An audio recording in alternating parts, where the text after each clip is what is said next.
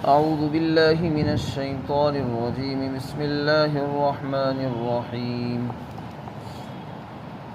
ولا تقف ما ليس لك به علم إن السمع والبصر والفؤاد كل أولئك كان عنه مسؤولا. ولا تمش في الأرض مرحا إنك لن تخرق الأرض ولن تبلغ الجبال طولا كل ذلك كان سيئه عند ربك مكروها. ذلك مما أوحى إليك ربك من الحكمة ولا تجعل مع الله إلها آخر فتلقى في جهنم ملوما مدحورا.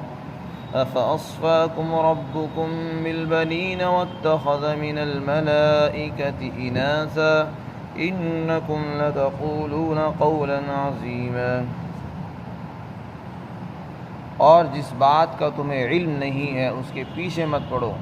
یقیناً کان، آنکھیں اور دل ہر ایک کے بارے میں باز پرس ہوگی، سوال کیا جائے گا.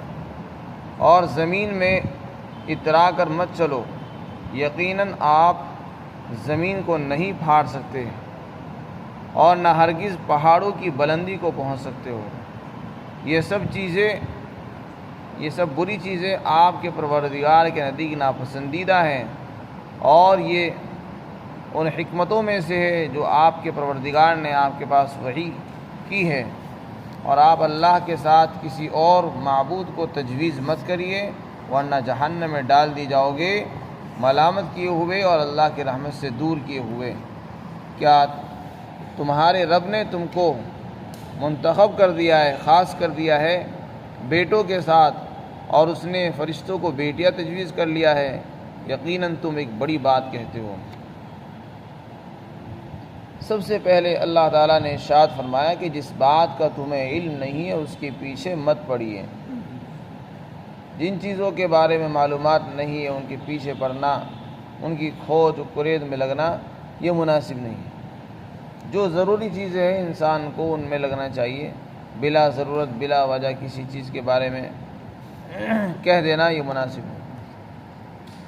مثال کے طور پر کوئی آدمی کیسا ہے آپ کو معلوم نہیں ہے، تو آپ اپنے اندازے سے اس کے بارے میں فیصلہ کر دیں کہ وہ ایسا ہے، یا جھوٹا بل بنا دیں. یہ سب دیانتداری کے خلاف ہے.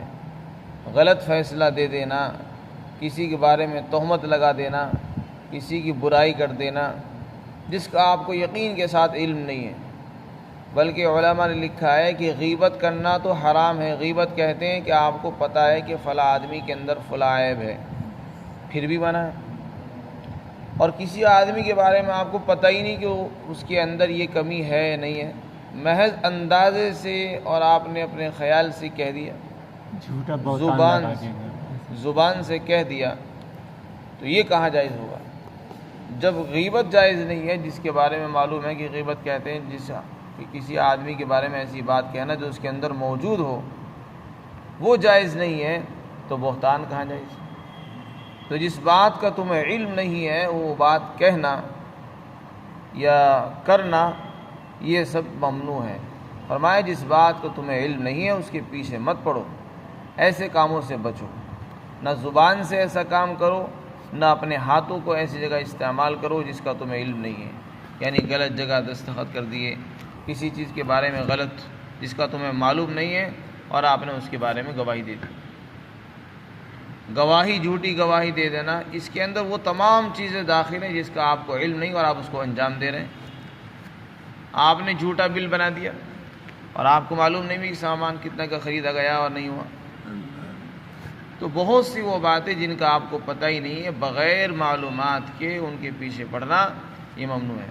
آگے خود ارشاد فرمایا کہ آنکھ ہو، کان ہو، دل ہو، یہ وہ اللہ کی دی ہوئی نعمتیں ہیں. آنکھ سے انسان دیکھتا ہے، کانوں سے سنتا ہے، دل سے انسان سوچتا ہے اور فیصلہ کرتا ہے اور فکر کرتا ہے. تو اللہ تعالیٰ فرماتے ان سب سے پوچھ ہوگی، ان سب کے بارے میں سوال ہونا ہے. ان کو تم نے کہاں کہاں لگایا ہے، کہاں نہیں لگایا. کوئی انسان یہ نہ سوچے کہ یہ دل میرا ہے، زبان میری ہے، آنکھ میری ہے، کان میرے ہیں، میں جہاں چاہوں اس کو لگا دوں، کوئی آدمی آزاد نہیں ہے۔ ان کے بارے میں کل قیامت کے دن سوال ہونا ہے، اس لیے کہ جس ذات نے یہ نعمتیں ہمیں عطا فرمائی ہے اس نے ان کا استعمال بھی بتایا ہے، اس نے ان کا استعمال بھی بتایا ہے، کہاں ان کو لگانا ہے اور کہاں نہیں لگانا ہے، اور کون سی چیزیں سننی ہیں کون سی چیزیں نہیں سننی، کہاں دیکھنا ہے کہاں نہیں دیکھنا ہے، یہ بھی بتایا گیا ہے، اور دل میں کون سے خیالات لانے ہیں، کون سی چیزیں سوچنی ہیں کون سی چیزیں نہیں سوچنی ہیں، اس کی بھی حدود متعین کی گئی ہے، اور فرمایا گیا ہے کہ غلط خیالات، گناہوں کے خیالات، برے ارادے انسان دل میں نہ لائے، نگاہیں نامحرم پر نہ پڑے، کانوں سے غلط چیزیں گانے وغیرہ نہ سنیں، کسی کی غیبت نہ سنیں، چغلی نہ سنیں، اور آنکھوں کا غلط استعمال نہ ہو، ہاتھوں کا غلط استعمال نہ ہو۔ حدیث شریف میں فرمایا کہ آنکھ بھی زنا کرتی ہے، آنکھ کا زنا دیکھنا ہے، ہاتھ بھی زنا کرتے ہیں، ہاتھ کا زنا جو ہے ہاتھ سے چھونا ہے، اور کان بھی زنا کرتے ہیں، کان کا زنا سننا ہے، اور پیر کا زنا یہ ہے کہ وہ کسی گناہ کی طرف بڑھیں، تو جیسے انسان زنا کرتا ہے اسی طرح ان سے بھی گناہ ہو جاتے ہیں۔ آج انسان کے پاس یہ ساری چیزیں موجود ہیں، انسان یہ سمجھتا ہے میرے اختیار میں ہے، جس طرح چاہوں کروں، مجھے کوئی روکنے والا نہیں۔ یہ آج اعضاء ہمارے موافق چل رہے ہیں، ہم جس طرح چلاتے چل لیتے ہیں، کان کو ہم جہاں لگائیں گے وہ کان سن لے گا، نگاہوں کو ہم جہاں ڈالیں گے وہ وہاں پہنچ جائیں گی۔ آج یہ ہماری مخالفت نہیں کر رہی، آج ہماری تابع ہیں، لیکن یہی آنکھیں، یہی کان، یہی ہاتھ، یہی پیر کل قیامت کے دن ہمارے خلاف ہو جائیں گے۔ آج جو ہماری فرما برداری کر رہی ہیں کل کو یہی ہمارے خلاف گواہی دیں گی۔ قرآن میں اللہ نے فرمایا یوم تشہد علیہم السنتہم وایدیہم وارجلہم بما کانوا یعملون، جس دن ان کی زبانیں ان کے خلاف گواہی دیں گے، ان کے ہاتھ گواہی دیں گے، ان کے پیر گواہی دیں گے، جو وہ کام کرتے تھے ان کاموں کے خلاف وہ گواہی دیں گے کہ یہ کام کرتے تھے۔ آج یہ زبانیں چپ ہیں لیکن کل یہ چپ نہیں رہیں گی، اللہ ان کو زبان دے دے گا، یہ خود ہی بتا دیں گے۔ تو اس لیے انسان اس دنیا کے اندر آزاد نہیں ہے، ہر نعمت کو استعمال کرنے میں وہ پابند ہے اللہ کے حکموں کا۔ فرمایا یقیناً کان، آنکھیں اور دل ان سب سے پوچھ ہوگی۔ پھر آگے دوسرا حکم ارشاد فرمایا زمین میں اترا کر مت چلو، زمین میں اکڑ کر چلنا، اترا کر چلنے سے منع فرمایا، کیونکہ یہ تکبرانہ متکبرانہ چال ہے، اور تکبر اللہ کو پسند نہیں ہے۔ تکبر کے معنی ہے کہ انسان اپنے آپ کو دوسروں سے افضل اور بہتر سمجھے، اور دوسروں کو اپنے سے حقیر اور کمزور سمجھے اور ہلکا محسوس کرے، اس کا نام تکبر ہے۔ اللہ تعالیٰ فرماتے ہیں کہ تکبر کرنے سے کیا ہوا ہے؟ تکبر کرنے سے انسان یہ سوچتا ہے کہ میں بھی کچھ ہوں۔ اللہ فرماتے ہیں تم تکبر کر کے کیا اللہ کی مخلوق سے بڑے بن جاؤ گے؟ اللہ کی مخلوق تم سے بڑی ہے۔ پہاڑ کو دیکھو، تم تکبر کر کے سینہ تان کر پہاڑ کی بلندی کو پھر بھی نہیں پہنچ سکتے، اور زمین اللہ کی جو مخلوق ہے اس کو چیر اور پھاڑ نہیں سکتے ہو تم، تو پھر تکبر کس نام سے؟ انسان کو تکبر جب ہوتا ہے جب وہ اپنی حقیقت بھول جاتا ہے، اس کو اپنے انجام اور آغاز کو یاد رکھنا چاہیے کہ میں کیسے ذلیل پانی سے پیدا ہوا ہوں، اور ماں کے پیٹ میں نے خون سے غذا پائی ہے، اور میں جب مروں گا تو میری لاش کے اندر سے بدبو آئے گی اور میں گھڑے میں ڈال دی جاؤں گا۔ تو ایسا انسان جس کا آغاز، جس کی شروعات ایسی جگہ سے ہو، ناپاک قطرے سے ہو، اور اس کا انجام قبر کا گڑھا ہو، اس کے لیے زیب نہیں دیتا کہ وہ تکبر کرے اور بڑائی اختیار کرے۔ اس کے لیے مناسب ہے کہ وہ بندہ بن کے زندگی گزارے اور اللہ کے سامنے جھکا رہے، تواضع سے پیش آئے۔ حدیث شریف میں فرمایا من تواضع للہ رفعہ اللہ، جو اللہ کے لیے تواضع اختیار کرتا ہے، اپنے آپ کو چھوٹا بناتا ہے، تو اللہ اس کو اٹھاتے ہیں، بلند کر دیتے ہیں۔ وہ اپنی نگاہوں میں چھوٹا ہوتا ہے لیکن لوگوں کی نظر میں بڑا بن جاتا ہے، اور جب تکبر کرتا ہے وہ اپنی نظروں میں اپنے آپ کو بڑا سمجھتا ہے کہ میں کچھ ہوں، لیکن لوگوں کی نظروں میں وہ کچھ نہیں ہوتا ہے، بلکہ لوگ اس کو چھوٹا سمجھتے ہیں۔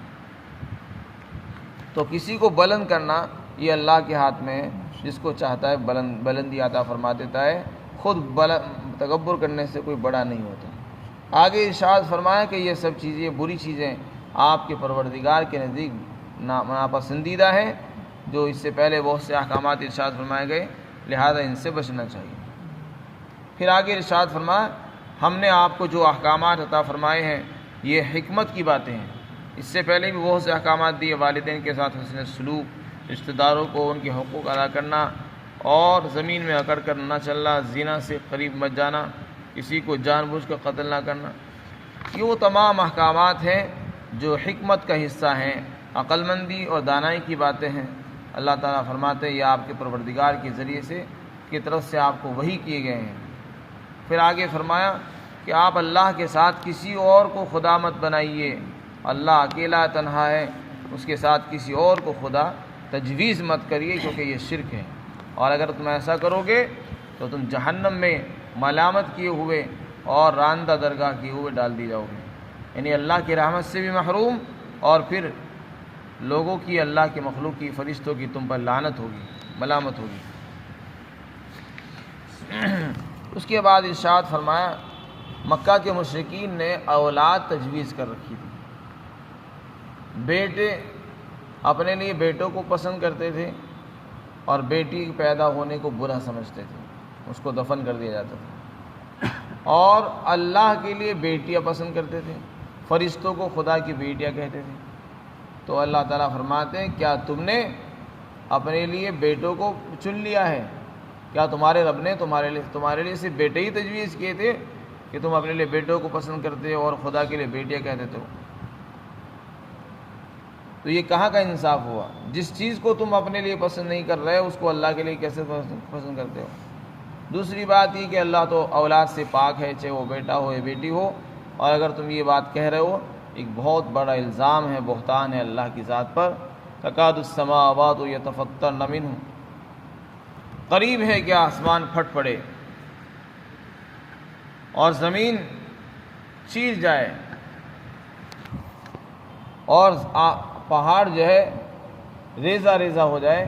یہ بہت بڑا الزام ہے اللہ پر کہ اللہ کی اولاد ہے، صاحب اولاد ہے، لہذا ایسے الزام سے بچنا چاہیے جو کہ شرک ہے۔